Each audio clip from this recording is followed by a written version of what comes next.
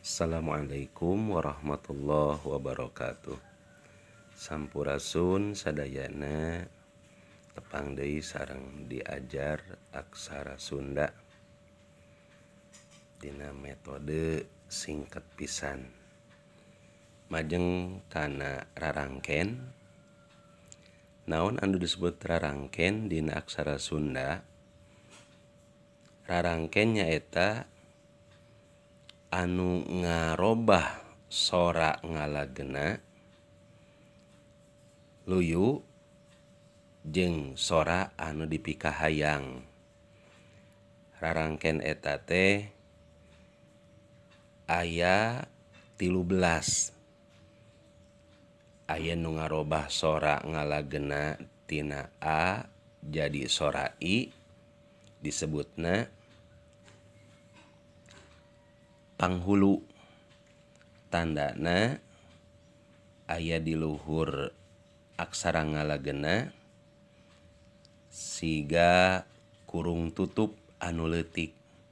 Jadi gede rarangken babandingana tina aksara ngalagena hampir satengahna, paling gede satengahna tina bentuk aksara ngalagena. Ieu panghulu ayana di luhur aksara ngalagena.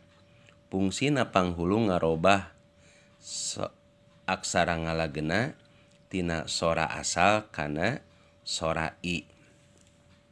Nya kitu deui panyuku. Panyuku mah nyatana ngarobah aksara ngalagena tina sora asal kana sora U. Ieuna jiga angka 7 dihanapeun aksara ngalagena disimpenna. Paneleng ngarobah kana sora E. Di dieu dina Sunda aya E paneleng, E anu make curek. Kadang lamun dina translate aksara Sunda sok loba salah ejahan. Ku sabab teu ngasupkeunana E curek. Jadi beda harti engkena. Paneleng diteundeuna paneleng nyatana samemeh aksara ngalagena kusabab sifatna paneleng nyered. Ta bentukna jiga huruf Z make garis katukang. Ieu paneleng ngarobah jadi sora E. Aya deui panolong. Panolong mah ngarobah jadi sora O. Diteundeun dina sanggeusna aksara ngalagena. Tah ieu lalawanan tina paneleng. Lamun paneleng mah huruf Z, garisna katukang, diteundeun dihareupeun aksara ngalagena, sifatna nyered. Lamun panolong siga huruf Z sarua garisna kahareup, diteundeun sanggeus aksara ngalagena, sifatna ngadorong, ngabogaan sora O atawa ngagenti kana sora O. Jadi pamepet. Pamepet nyatana pepet tea lambangna luhureun aksara ngalagena siga hulu panah anu leutik. Hulu panah anu leutik dina luhureun aksara ngalagena. Engke urang contohan hiji-hiji.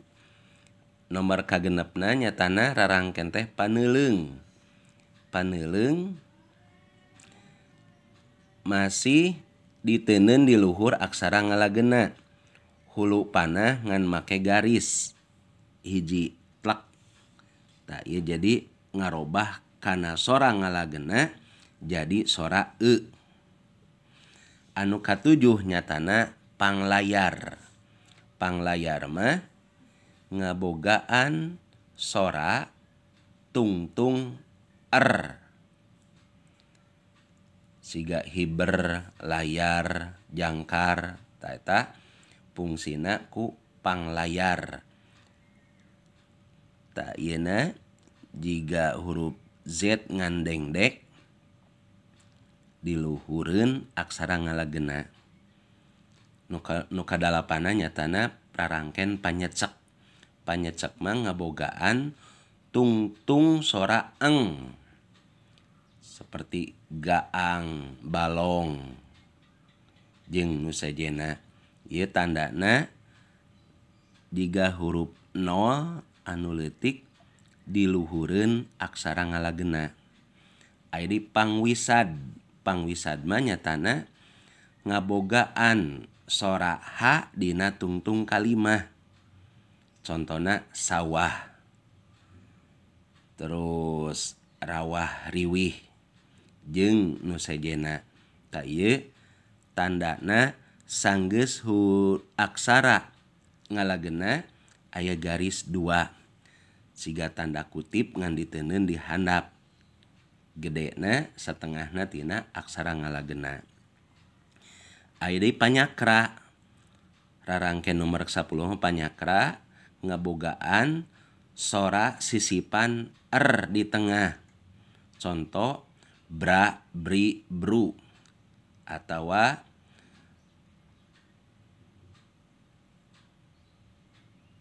kopra, koprasi, kopral. Tah, ieu kan R-na di tengah ku aksara Sunda di rarangkenan make tanda panyakra anu diteuneun dina handapeun aksara ngalageuna nu dimaksud. Nomor ke-11 pamingkal. Pamingkal mah ngabogaan sora dina tengah-tengah nyatana huruf Y. Jadi dina Sunda aya tengah-tengah huruf Y. Contona parahyangan. Hyangan tah. Hyanganna ku pamingkal. Atawa sanghyang. Tah, hyang eta make sisipan pamingkal anu ngabogaan fungsi pamingkal teh nisipkeun sora Y dina tengah-tengah eta kalimat. Anu ka-12 panyiku. Panyiku mah ngabogaan sora sisipan L dina tengah-tengah kalimat. Contona blung blang, plung plong. Tah eta make panyiku. Tandana siga huruf N ngan aya buntutan diteuneunna hanapeun aksara ngalageuna. Pamaeh nomor 13 pamaeh ieu sok paling loba digunakeun dina tungtung kalimah. Tungtung kalimah contona kapan aksara ngalageuna mah kabehanana henteu paeh tapi aya ngabogaan sora A. Lamun urang nulis balatak dina aksara Sunda mah jadi balataka. Dipaehan ku pamaeh ieu jadi balatak. Atawa nu sejen-sejena. Tah urang tingali contona kumaha hiji-hijina. Di antarana nomor kahiji contona tina panghulu anu ngabogaan sora I baki. Tah cara nulisna baki. Ieu panghulu tanda ngarobah sora I. Lamun teh mah teu make ieu jadi baka. Kusabab aya panghulu jadi baki. Tani. Ieu tani. Lamun eueuh panghulu jadi tana. Balik ka asal sorana. Kusabab aya panghulu jadi tani. Terus salaki. Salaki. Tah kusabab aya panghulu di dieu aya sora I. Lamun teh mah eueuh panghulu ieu jadi salaka. Ditambahan panghulu jadi salaki. Anu kaduana contoh panyuku nu ngabogaan ngarobah sora ngalageuna jadi U. Tah suku lamun teu make panyuku ieu ciga angka 7 tapi leutik. Suku lamun teu make panyuku jadi saka. Aya we panghulu jadi suku. Baju nulisna baju. Lamun teu make panghulu jadi baja. Aya panghulu jadi baju. maju make panghulu maju. Mun eueuh panyuku ieu jadi maja. Anu katiluna nyatana paneleng. Tah ieu perlu diperhatikeun dina paneleng.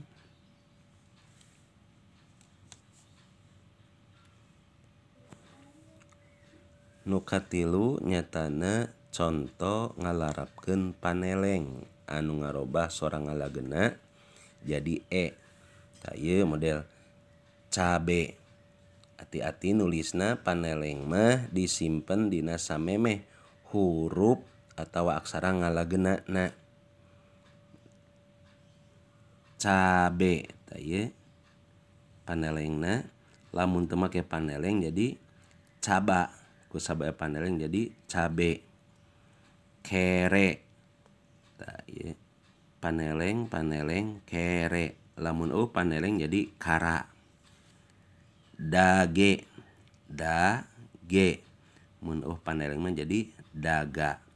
Sakitu heula tina cara ngalarapkeun ke dina bagean satuluyna urang teruskeun conto tina rarangken anu sejena. Jadi dicangkem tanda-tandana rarangken panghulu, panyuku, paneleng, panolong, pamepet, paneuleung, panglayar, panyecek, pangwisad, panyakra, pamingkal, panyiku jeung pamaeh. Eta kacida pisan pokona dina aksara Sunda. Sakitu hatur nuhun. Assalamualaikum warahmatullahi wabarakatuh.